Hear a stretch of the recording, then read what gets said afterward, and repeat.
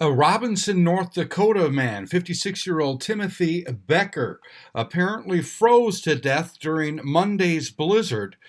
Just talked with Sheriff Barry Vanetta of Kidder County. Robinson is north of Steele, North Dakota, northwest of Jamestown.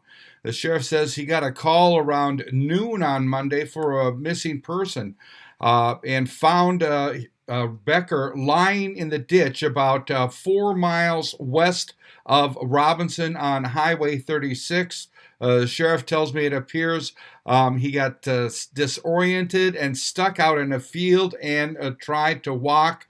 The sheriff believes the likely cause of death is hypothermia.